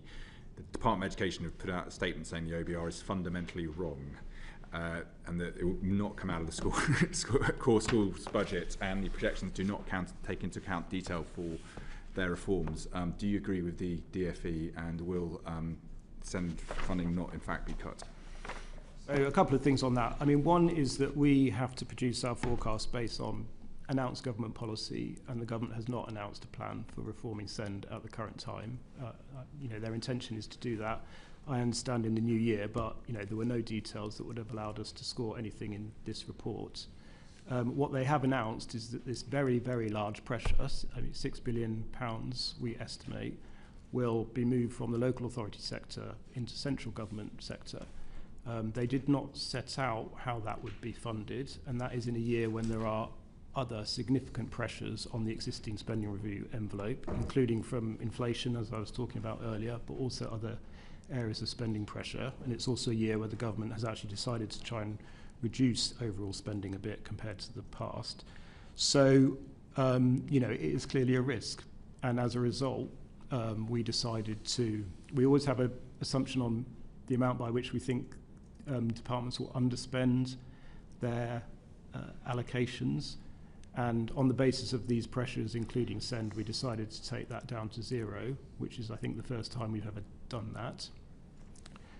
On the point that the Department for Education is making, we have a duty in legislation to set out risks to the fiscal forecast.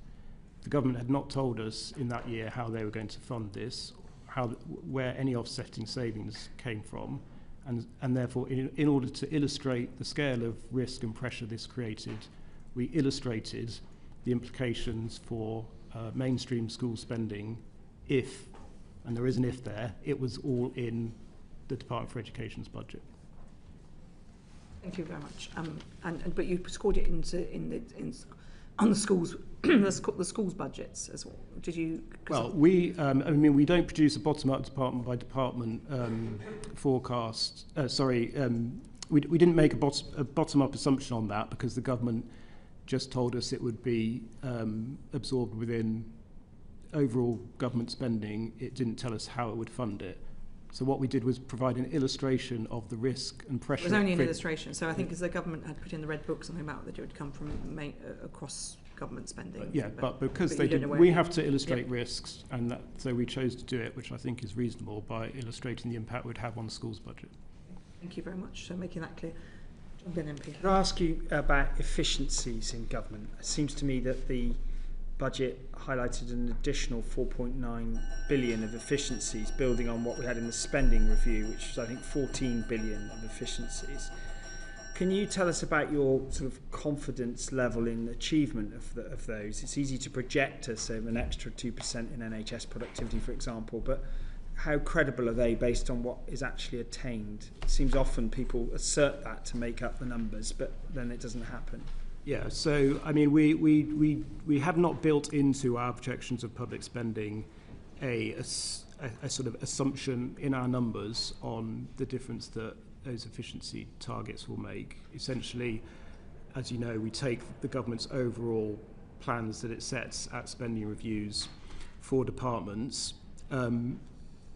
What we do, as I've been explaining, is make an assessment of the risk that we think there is within those envelopes, and we, on the basis of that, adjust these underspend assumptions that I'm talking about, but we also try and illustrate in the book where there are risks and pressures beyond that. And I think, you know, it's certainly the case that there are a number of new pressures that have come in to departmental spending since the spending review allocations were made, and that is why, as I said, we've reduced these underspend assumptions, not just in that final year that I was talking about, but actually across the whole of the spending review period. And you know, that it does mean that if the government wants to achieve those plans, these efficiency plans will need to play a really important part in that. I say we've not made a sort of detailed assessment of those efficiency plans ourselves. But if you're talking about a 16% increase in back office, reduction in back office costs in the civil service by 4 years' time, that's quite an ambitious number to aim for. I mean, it is the case, obviously, that in the past, governments have been able to reduce departmental spending, most notably in the 2010s, and at that time, a big part of that was efficiency savings. So, yeah, there is evidence that it can be done, but it's certainly always challenging. Thank you. Yes, thank you. I think I have many stories about challenge that could be. I wanted to move on now to Bobby Dean, MP. Thank you, Chair. One of the risks of the fiscal forecast that you've highlighted in the report is about the potential for a correction in the global stock market. We're hearing news this morning that UK pension funds are starting to dump US equities. There's a general sort of fear that we might have an AI bubble. I just wondered if you could talk us through those risks, and in particular how it might impact the government's fiscal mandate. Those risks certainly exist, and I think we did two different scenarios, one in which there's a really substantial adjustment. I think it was 35% fall in equity prices. That's right across the world, so it includes UK stocks. The other was, if you will, a shock that emanates from somewhere else, but there's a sort of smaller knock-on effect in the UK. That was sort of motivated by the idea. So, and in that one, 35% in the rest of the world, but only 15% in the UK. And that was because on a lot of different measures, UK stocks just look less overvalued than they do in a lot of other countries, particularly the US. And the scale of that is very, very marked at the moment. So the US, one measure of valuation is what are the price of stocks relative to the earnings of companies, a so-called PE ratio. That's not far off twice as high in the US as it is in the UK. So it seems sensible to say, well, there could be an adjustment in the world. It's probably going to be bigger in the most overvalued markets. The UK is definitely not in the overvalued markets in the world, but you couldn't plausibly think that a very big sell-off in the global market wouldn't have any impact on the UK. So we do both of those. We don't try and identify what it is that causes this. Obviously, the thing that you highlight is very much in the minds of many people, that some sort of tech stocks, IT stocks, call them what you will, look like they're very stretched in terms of valuations and people getting nervous about that. So it could be that, but we're not specific.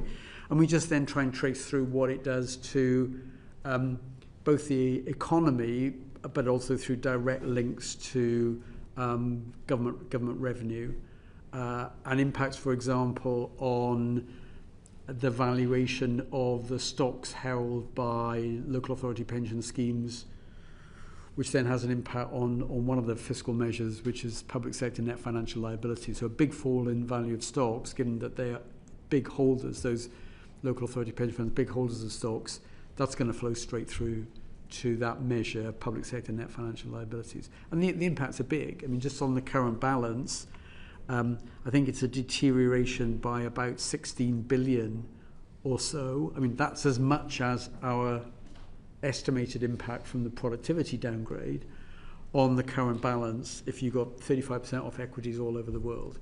It's a little bit better if it's the rest of the world has a big hit, we have a smaller hit. It's not 16 billion off, it's 9 billion off. So do you want to add something on the fiscal stuff?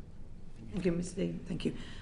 We obviously the gambling taxes were changed in the budget. I'd be interested to know how you score those, because obviously there's an awful lot of behavioural changes, and we had from the gambling industry a suggestion that people would be pushed, for example, to the black market, so they still gamble, or equally there's a possibility of a shift of type of gambling if taxes are put on some.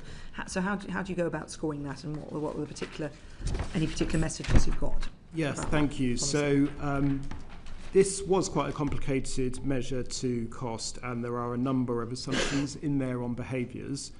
And the changes create quite a number of different rates across different forms. It is. So there's across different forms of gambling, which we also had to consider the impact of that on behaviour.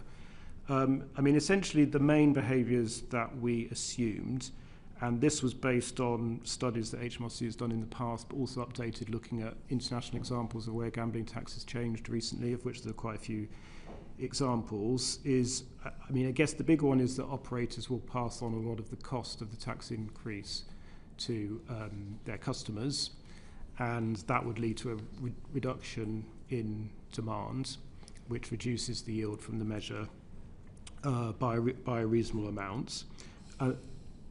That does build in some behaviour of people moving into the illicit market. I mean, the evidence we had from those other countries that have introduced reforms recently is that that is not huge. They didn't see huge evidence that that has happened, especially if you have a well-regulated gambling market as we do here. That the opportunities to do that are relatively limited, and generally, people don't want to do that if they can because of the obvious risks involved. And then we did also have an assumption that there would be some substitution between the different forms of gambling, reflecting the fact that you do now have some quite wide differentials between the tax applied on what are essentially quite closely related forms of gambling. And we also made an assumption that the operators would, over time, be able to adjust their sort of product offering to essentially kind of maximise profits and kind of minimise the tax. So you mean, perhaps from what you're saying, so the online gambling, which this committee put a report about, online gaming, which we felt caused more harm, and therefore that we urged the government to look at differentiation. You think that the offer might, you've factored in that they might try and encourage some of those people to go, for example, to a betting shop or the races or a casino? Is that really realistic? How? Yes, so I should say it's a relatively small effect, but we do think it is likely over time that there would be some of that behaviour would take place. Very difficult to score, though. Yeah, I mean, again, it's one which there is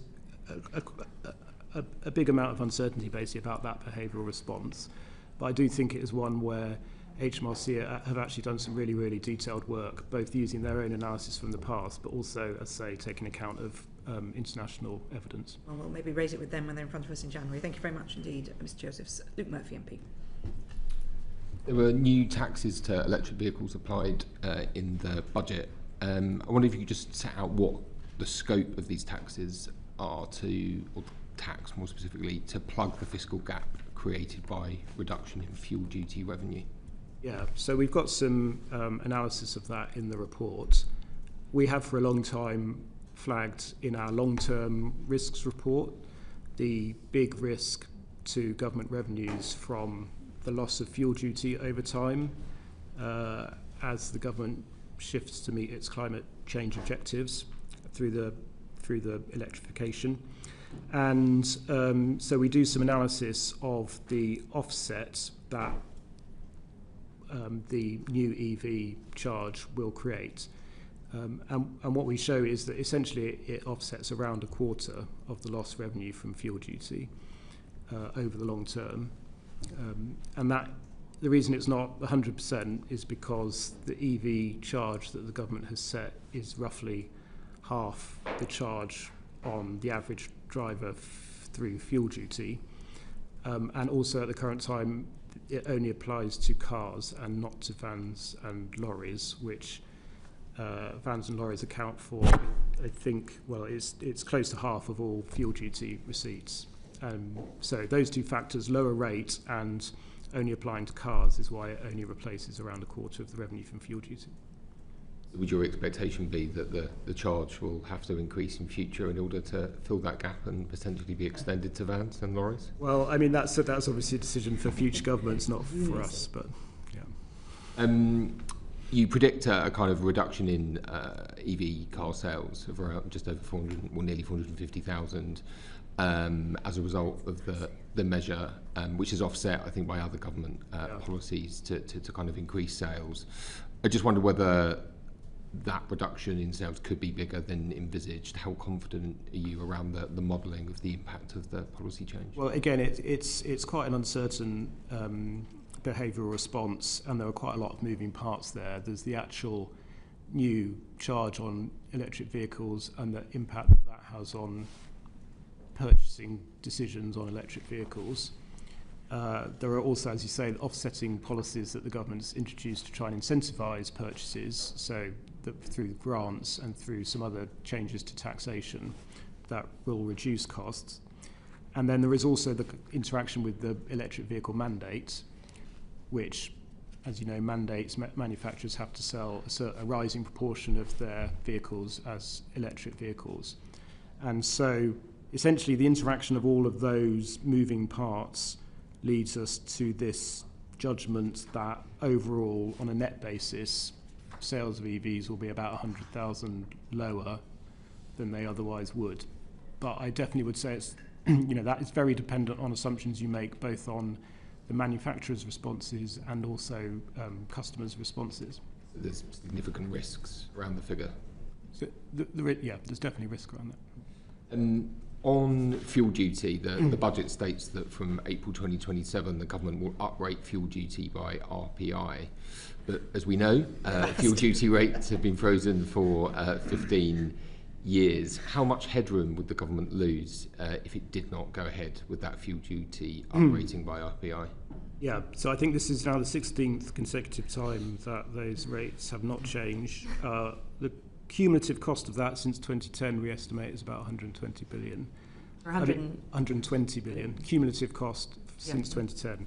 I think in this forecast, if those rates were not uprated, it would cost about 3.5 billion a year.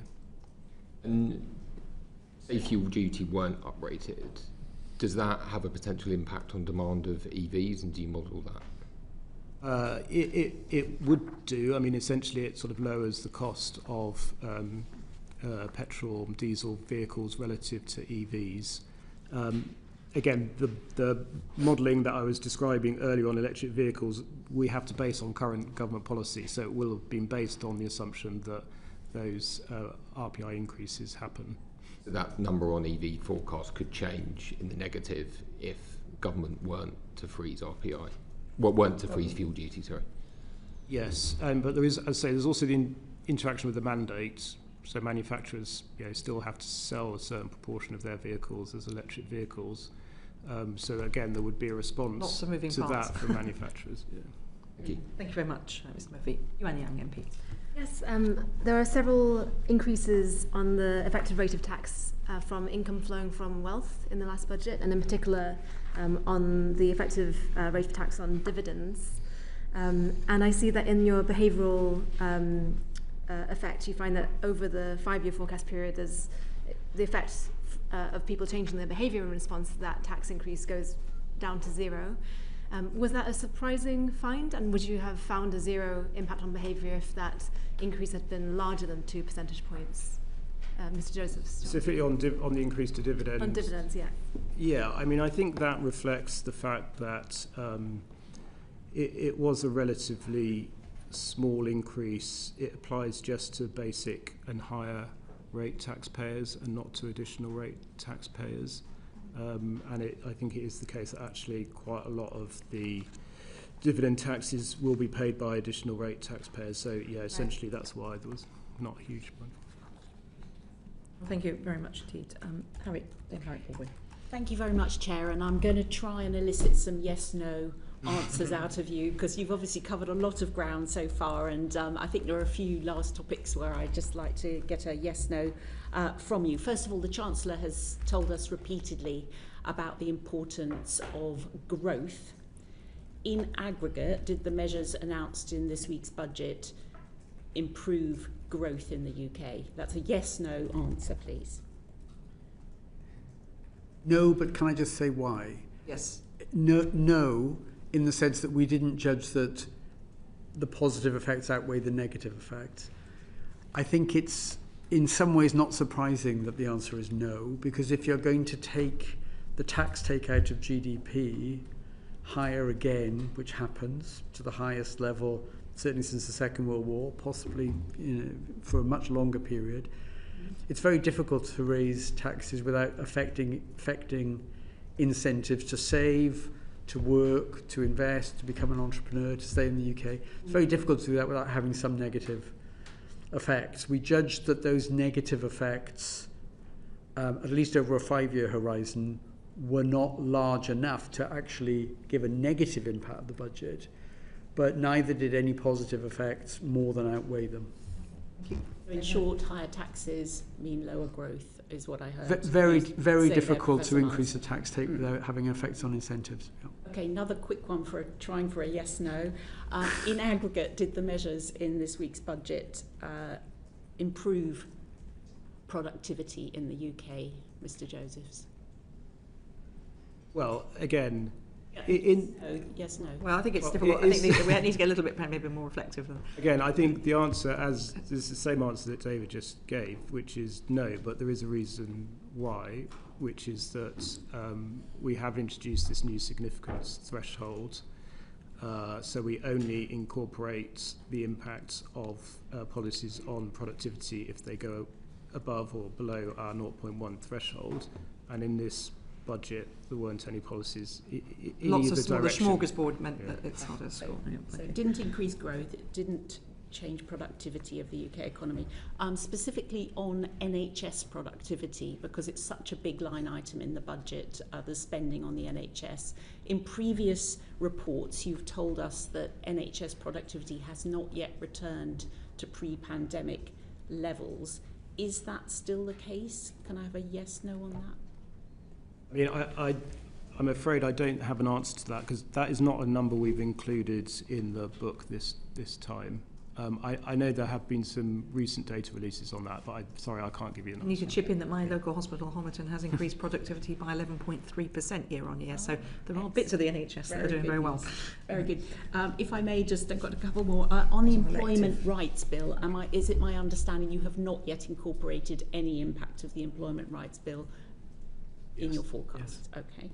And then finally, on a point that we were talking about earlier, the net migration mix, we heard that you don't have a lot of information yet on that.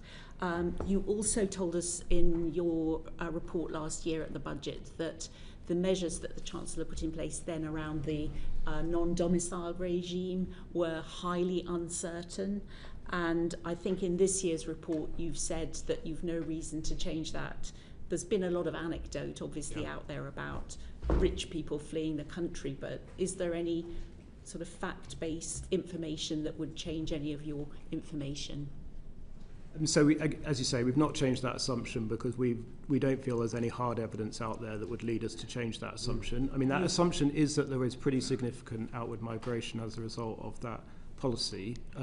But as I say, still within the parameters you estimated. Yeah, no new evidence, and we won't have really hard data on that until early 2027 when we start to see the actual tax receipts. And then final one, if I may, the salary sacrifice measures in terms of pensions were the second biggest item in terms of the tax increases in this budget. Do you think that that will have a long-term impact in terms of your medium-term fiscal forecast and the amount that we save for pensions in this country? Yes. A long-term impact, well, I think you would expect it to have an impact over the long term. I mean, it does reduce the tax benefits of the salary sacrifice route to pension saving, and over the long term, therefore, you may expect lower pension savings than you otherwise would have done. I mean, there are obviously lots of other routes through which people can get the tax benefits of salary of saving into a pension, and we do, and the costing assumes that people will move into other routes. Thank you very much. Luke Murphy, MP. Thank you, Chair. I just had a question about the significance threshold on policies. I just wondered, do you only ever assess what the government puts in front of you, or do you have a kind of a basket of measures, as it were, that you, or a range of different types of policy that you publish that you could show makes the biggest difference in terms of growth enhancing measures? How does that process work? We only consider policies that the government has announced as final policy decisions, and I mean that's something that's set by our legislation. We're not permitted to look at alternative policies. I would say one point here is that I think one of the issues we have faced when undertaking these sort of exercises of incorporating the impact of government policy is how can we be assured that we are being given a sort of full picture of the various changes in government policy that might have an impact on growth. And I think in particular that is an issue for us when it comes to departmental spending policy and regulatory policy. On tax and welfare rate changes, essentially fiscal events bring everything together, so we can be very confident we're looking at all tax and benefit rate changes. When it comes to departmental spending, for example, we might be told by the government that a department is introducing a new spending policy that's going to have a positive impact on growth. It is very difficult for us to look through everything else that department is doing and judge whether other things that department might be doing might be having a offsetting effect on growth. So that's one of the reasons we've introduced this significance threshold, and we've also been clearer on another one of our thresholds, which is we call additionality, which is essentially saying, can we be sure that this new policy is having an impact on growth which is clearly over and above previous government efforts and is not being offset by other policy changes. I appreciate you only assess the policies the government puts in front of you, but I guess to ask the question slightly differently, do you have a typology of policy measures that shows how you assess different types of policies with it in-house? And yes. Is that something that you we do. Is that something that you publish? We do, and we've published the published report, which basically shows how we approach different types of policy. Yeah. Thank you very much, John Glenn, MP. Can I just ask you on the employment rights bill? I mean, it was in ping pong immediately before the budget, but I suppose the U-turn on Wednesday on first day rights would vindicate your position on that. Yeah. So back in March, we said that this policy was the final. Picture on that policy was very uncertain because it had to go through a legislative process. There were a lot of amendments in play, and also quite a lot of the important details would only come in secondary legislation. We thought by the time of this forecast we'd have a clearer view. As it turned out, that was not the case. It was still going through this process, so we judged we were still not able to estimate the impact on growth, and as you say, there have been subsequent big changes. Yeah. I think it's clear. So in legislation, you can only deal with policies of the government, and the same really for legislation has to be finally pinned down. Well, we do score policies where the legislation is still going through Parliament, where it's in most cases is pretty clear what the final outcome is going to be. In this case, that was just not the case. So the number of amendments. A number of amendments, and also the fact that a lot of important details would come from the secondary legislation that followed the primary. There's a message for government, isn't it, about what to put on the face of a bill, and in secondary legislation. If you're in government, you always want it. In secondary legislation, if you're in opposition, you always want it on the face of the bill. But before we finish, I just want to ask a couple of quick questions. One of the we haven't talked much about gilts today, but we've seen the pattern of gilt trading here. But one big question is, why are the UK gilts rates consistently higher than in France, which has, far more debt than even we do? I think part of the reason is that UK gilts obviously are denominated in sterling and French government bonds in euros, and the euro is a clearly more widely held global currency than sterling. There'll be a lot of investors that think some part of their portfolio needs to be in euro-denominated assets. There'll be relatively fewer, at least outside the UK, who would think, yes, we absolutely have to have some sterling-denominated government bonds. I think that's one reason. I suppose there's a slightly more nebulous one, that if things really fiscally got very difficult in France, that there might be some European Union ECB strategy to try and help them. That's not going to come our way. Okay, thank you. That's very helpful. Going back to what we were discussing at the beginning, you were very clear about the unhelpful information that you felt was being put out there. If that unhelpful briefing occurs at a future fiscal event, I think it's clear that the committee would be quite like to be informed of that. Are you happy to support that as members of the Budget Responsibility Committee? Obviously, you'll have a new chair, would have to be involved in that discussion too. Is that something, Mr. Josephs, you'd support? Providing information if you felt that the OBR was being buffeted by briefings? Yes, absolutely. Okay. I mean, in terms of actual briefing, it's obviously quite often very difficult for us to know exactly what is happening and who is briefing and what. Well, it could be wild speculation, it could be media speculation, it could be briefings, it could be leaks, all of those, but all the noise around it, I think, is my point. I think one thing I might add to the discussion we had earlier when you were asking about the letter is one thing that was upmost in our minds when we considered writing that letter was the expectation that this committee would be asking us questions about what had happened, because you have done that previously, and therefore that was part of the thinking about in terms of putting it down on paper so it was clear. Yeah, get it out early. And we also had questions from the Shadow Chancellor as well. So okay. And what about you, Professor Miles? Would you support providing us with that information in future? I would. I mean, the OBR is here to serve this committee, and if you find that information helpful, we should respond to it. Thank you very much. And did you ever feel, I'll push you a little bit more on this, that the Chancellor or any Treasury Minister gave an incorrect impression to journalists or the public about the information that you had supplied to them?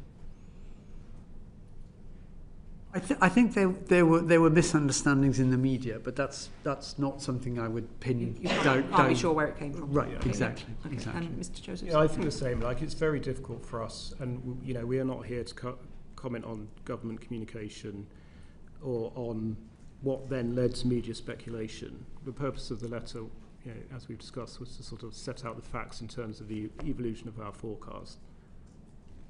Everything else that happened is really not something for us to, I think, sort of reach judgment on.